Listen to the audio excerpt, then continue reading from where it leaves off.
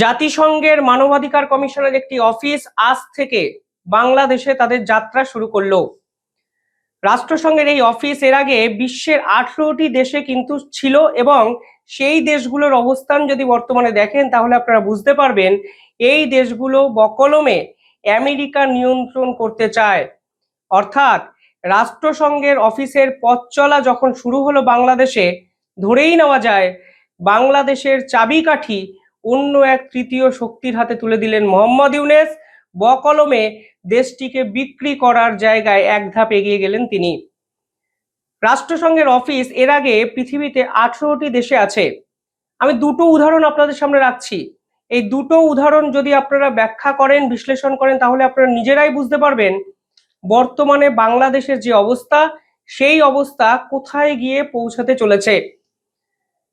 18টি দেশের মধ্যে ম্যাক্সিমাম দেশেই বর্তমানে অর্থনৈতিক পরিকাঠামো সম্পূর্ণ শেষ, গৃহযুদ্ধ চরমে, রাজনৈতিক অস্থিরতা, গোষ্ঠীদ্বন্দ্ব, একের পর এক গৃহযুদ্ধ, বিভিন্ন দিক থেকে সেই দেশগুলো কিন্তু ক্রমশ একটু একটু একটু করে পিছিয়ে যাচ্ছে। এবং সেটাই কিন্তু সেই বৃহত্তর শক্তির লক্ষ্য থাকে। যখনই সম্পূর্ণভাবে শেষ হয়ে যাবে তখনই একটি দেশকে গিলে খাওয়া অনেকটা সহজ হয়ে যাবে। শেখ হাসিনার সময় বাংলাদেশের জিডিপির কিন্তু মাত্রা বাড়তে শুরু করেছিল, স্পেশালি ফরেন ইনভেস্টমেন্ট অনেকটা বেশি এসেছিল, এবং পার্শ্ববর্তী দেশ ভারতের সঙ্গে সম্পর্ক ভালো থাকার জন্য ব্যবসা বাণিজ্যের যে টার্নওভার, সেই টার্নওভার কিন্তু অনেকটা বেড়েছিল। অন্তত বাংলাদেশের অফিসিয়াল রিপোর্ট তো সেটা বলে। আর এই মুহূর্তে বাংলাদেশের ব্যাংকের যে সিস্টেম, তার এতটাই দৈন্যদশা যে একটু একটু করে গৃহযুদ্ধের আশঙ্কায় ফুটছে বাংলাদেশ, এবং গৃহযুদ্ধের আশঙ্কা থেকে বাঁচতেই তারা রাষ্ট্রসংঘের হাতে দেশটিকে তুলে দিলেন পরবর্তী 3 বছরের জন্য। দুটো দেশ, সিরিয়া এবং ফিলিস্তিন বা প্যালেস্তাইন, এই দুটো দেশে তো রাষ্ট্রসংঘের অফিস আছে। এবার দুটো দেশের বর্তমান অবস্থার কথা আপনারা ভাবুন। চলুন সকলের আগে ফিলিস্তিন নিয়ে কথা বলি। বর্তমানে ফিলিস্তিনের অবস্থা অত্যন্ত শোচনীয়। ইসরায়েল কার্যত দেশটিকে নরকে পরিণত করে রেখেছে। রাষ্ট্রসংঘের অফিস কিন্তু ফিলিস্তিনে আছে। আজ অবধি একটা স্টেপ আপনারা বলুন যে রাষ্ট্রসংঘ ইসরায়েলের বিপক্ষে নিতে পেরেছে। ইসরায়েলের বিপক্ষে নেওয়া মানে আমেরিকার বিপক্ষে নিতে পেরেছে। আপনারা একটা স্টেটমেন্ট দেখাতে পারবেন যেখানে ইসরায়েলের এই শক্তিকে, ইসরায়েলি সেনাকে থামাতে পেরেছে রাষ্ট্রসংঘ? হ্যাঁ, নিন্দা করেছে, এ বিষয়ে স্টেটমেন্ট দিয়েছে, অফিসিয়াল নোট জারি করেছে, স্ট্রং প্রোটেস্ট লঞ্চ করেছে, কিন্তু শেষ 3 বছরে প্যালেস্তাইনের অবস্থাটা কোথায় গিয়ে পৌঁছেছে? রাষ্ট্রসংঘের প্রতিষ্ঠা হয়েছিল বিশ্বে শান্তি প্রতিষ্ঠার জন্য, কিন্তু আজকে রাষ্ট্রসংঘ কি সত্যি শান্তি প্রতিষ্ঠা করতে পারলো? আজ বাংলাদেশ সরকার ভাবছে সেই রাষ্ট্রসংঘকে তাদের দেশে স্থান দিয়ে তারা দেশের সংস্কার এবং শান্তির প্রতিষ্ঠা করতে পারবে। বিষয়টা সেটা নয়। রাষ্ট্রসংঘে যারা কর্মচারী হিসেবে কাজ করে তারা অনেক সুযোগ সুবিধা পায়, শুধুমাত্র টাকার সুযোগ সুবিধা নয়, তাদেরকে গ্রেফতার করা যায় না, ইন্টারন্যাশনাল আইনের আওতায় আনা যায় না, এরকম একাধিক ক্লজ আছে যেগুলো আমি পরবর্তী ভিডিওতে বিস্তারিত বলবো। কিন্তু আমি বলছি রাষ্ট্রসংঘের হাতে দেশকে তুলে দেওয়া মানে একটা দেশের বিভিন্ন দিক থেকে ক্রমশ পিছিয়ে যেতে শুরু করা। তা মোহাম্মদ ইউনূস জেনেও এত বড় ভুল সিদ্ধান্তটা নিলেন। উদাহরণ আমি ফিলিস্তিনে দিলাম, আরেকটা উদাহরণ আপনাদের দিচ্ছি, চলুন। সিরিয়া, সিরিয়ায় কিন্তু রাষ্ট্রসংঘের অফিস আছে, আপনারা অনেকেই হয়তো জানেন না। সিরিয়ার বর্তমান অবস্থাটা কি আপনারা বোঝার চেষ্টা করুন। সিরিয়ায় কালকে রাতেও ইসরায়েল বোমা বর্ষণ করেছে। কারণটা কি আপনারা অনেকেই জানেন। সিরিয়ায় ধর্মযুদ্ধ চরম জায়গায় পৌঁছে গেছে, আপনারা বকলমে সেটা গৃহযুদ্ধ ভাবতে পারেন। সিরিয়াতে দ্রুজ ধর্মের মানুষের সংখ্যা 2 to 3%। এই দ্রুজ ধর্মের মানুষরা বিশ্বাস করেন যে তারা পৃথিবীতে ভগবান ছাড়া তাদেরকে কেউ পাঠাতে পারে না, অর্থাৎ অন্য ধর্মের মানুষ কিন্তু দ্রুজ ধর্মাবলম্বী মানুষে পরিণত হতে পারেন না। তাদের নির্দিষ্ট নিয়ম আছে কিছু, এবং তারা বিশ্বাস করেন দ্রুজ ধর্মের মানুষ পৃথিবীতে রেয়ার, কারণ ভগবান অন্য কাউকে দ্রুজ ধর্মাবলম্বী মানুষ করেন না। এই দ্রুজ ইসলামেরই আরেকটি শাখা। দ্রুজ ধর্মের মানুষের উপর সিরিয়ার বর্তমান যে সরকার, আল বাসারের সরকারের পরবর্তীকালে যে সরকার এসে তারা আক্রমণ করতে শুরু করে। আর এই দ্রুজ ধর্মের মানুষকে বাঁচাবেন তা কথা দিয়েছিল নেতানিয়াহু। দ্রুজ ধর্মের মানুষের উপর যখন অত্যাচার হয়েছে তখন সিরিয়ার সদর দপ্তর সম্পূর্ণভাবে গুড়িয়ে দিয়েছে ইসরায়েলি সেনা। 3 দিন আগের খবর। রাষ্ট্রসংঘ কিছু করতে পেরেছে? করতে পারেনি, কারণ রাষ্ট্রসংঘ চায় না কিছু করতে। রাষ্ট্রসংঘ মানে আমেরিকা যা চাইবে এই এই দেশগুলো ঠিক সেভাবেই চলবে। ইসরায়েলের পিছনে আমেরিকার মদত আছে, আপনারা সকলেই জানেন এটা। অর্থাৎ রাষ্ট্রসংঘের অফিস খোলা মানে আমেরিকার হাতে আপনি দেশটিকে ঢুকিয়ে দিলেন, এবং দেশটিকে শুধু তুলে দেওয়া নয়, আস্তে আস্তে আমেরিকা দেশের পলিসিকে কন্ট্রোল করবে। এই সহজ সত্যটা এরা বুঝতে পারলো না। কম্বোডিয়ার কথা ভাবুন, নাইজারের কথা ভাবুন, 18টা দেশের বর্তমান স্ট্যাটাসটা আপনারা দেখুন। আর যদি ধরেও নেওয়া যায় রাষ্ট্রসংঘের এই অফিস পরবর্তীতে এই রকম ভয়ঙ্কর দানবীয় কোনো ক্ষয়ক্ষতি বাংলাদেশে করবেও না, তাহলেও তো প্রশ্ন ওঠে, বাংলাদেশ কি সিরিয়া, নাইজার, কম্বোডিয়া কিংবা ফিলিস্তিনের গোত্রে পড়ছে বর্তমানে? বাংলাদেশের শান্তি প্রতিষ্ঠার জন্য মানবাধিকার কমিশনকে দরকার হলো, তাও আবার রাষ্ট্রসংঘের মতো আন্তর্জাতিক সংগঠনকে দরকার হলো। কাকে বোকা বানাচ্ছেন মোহাম্মদ ইউনূস? কেন এই মোহাম্মদ ইউনূস এটা করলেন? শুধু এটুকু তারা বুঝতে পারছেন না, রাষ্ট্রসংঘ যদি বাংলাদেশে ঢুকে যায় তাহলে এর এফেক্টটা ভারতের মানে বিপক্ষেও আসবে। ভারত বাংলাদেশের এক্সট্রিম নেইবার, একদম পার্শ্ববর্তী প্রতিবেশী রাষ্ট্র, এবং ভারত এবং বাংলাদেশের সীমানা সর্বাধিক। ফলে রাষ্ট্রসংঘ বাংলাদেশকে যেভাবে চালাবে পরবর্তীকালে তার এফেক্ট তো ভারতের উপরেও আসবে, তা 100% আপনারা নিশ্চিত থাকুন। রাষ্ট্রসংঘ এবার করবেটা কি দেখুন, রাষ্ট্রসংঘ বাংলাদেশকে করিডর হিসাবে ব্যবহার করবে। রাষ্ট্রসংঘ এমন একটা দেশকে চাইছিল, বহুদিন ধরেই চাইছিল সাউথ ইস্ট এশিয়ায়, যেখানে বসে তারা এশিয়াটাকে ডমিনেট করার চেষ্টা করতে পারবে। মানব করিডর হিসেবে বাংলাদেশকে তারা ব্যবহার করে আমেরিকার অস্ত্র পৌঁছে দেবে মায়ানমারের আরাকানদের হাতে। কারণ মায়ানমারের জুংটা সরকার আরাকানদের সঙ্গে যুদ্ধ ঘোষণা করেছে, এই জুংটা সরকারকে পিছন থেকে মদত দেয় চীন। আসলে লড়াইটা হচ্ছে চীন ভার্সেস আমেরিকা মায়ানমারকে নিয়ে। অনুঘটকের মতো কাজ করছে রাষ্ট্রসংঘ বাংলাদেশ। পরিষ্কার অঙ্ক, কোনো লুকানো চুকানো নেই, এবং এই অঙ্কটা মোহাম্মদ ইউনূস জানেন, এবং তীব্র বিতর্কের মুখে তিনি এই সিদ্ধান্ত নিলেন 3 বছর পর মোহাম্মদ ইউনূস না থাকলেও এই চুক্তি থেকে যাবে, এবং আমার দৃঢ় বিশ্বাস 3 বছরেও এই চুক্তি থেকে বাংলাদেশ বেরিয়ে আসতে পারবে না। নেপালের মতো একটি ছোট্ট রাষ্ট্র, তারা রাষ্ট্রসংঘের সঙ্গে চুক্তি বাতিল করে 2011 সালে। তারা মনে করেছে রাষ্ট্রসংঘ তার ব্যক্তিগত স্বার্থ পূরণের জন্য নেপালকে দখল করতে চেয়েছিল।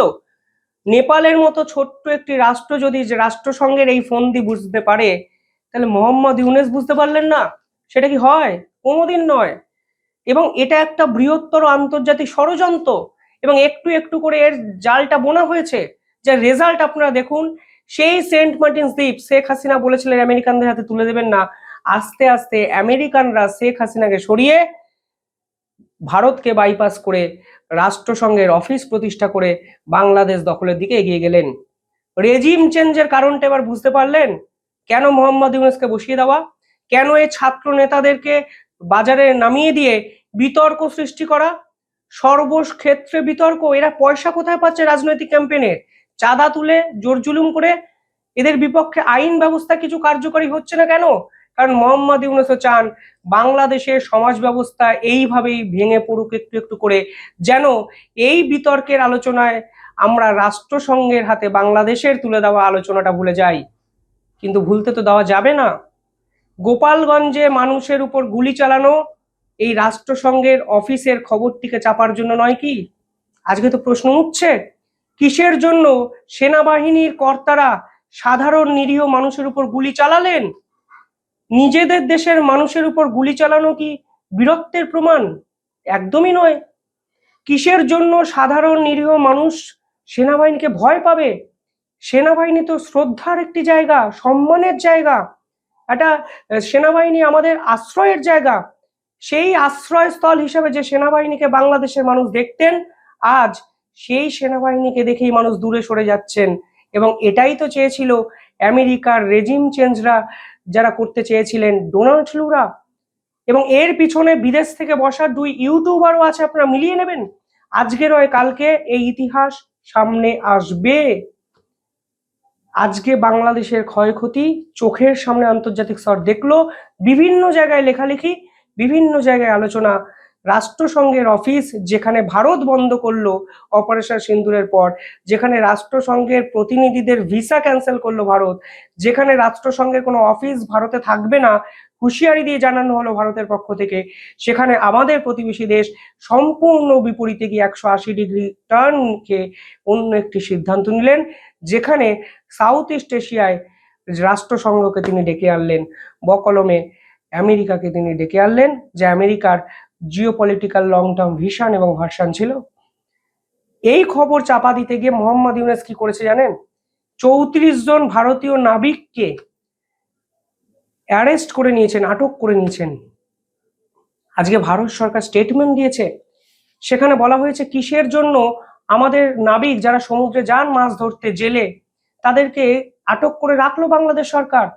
বাংলাদেশের পক্ষ থেকে বলা হয়েছে তারা নাকি বাংলাদেশ সীমান্তে ঢুকে পড়েছিল। শুধু নাবিক নয়, দুটো ট্রলারকে তারা আটক করেছে, তার নাম FV ঝড় এবং FB মঙ্গলাচণ্ডী।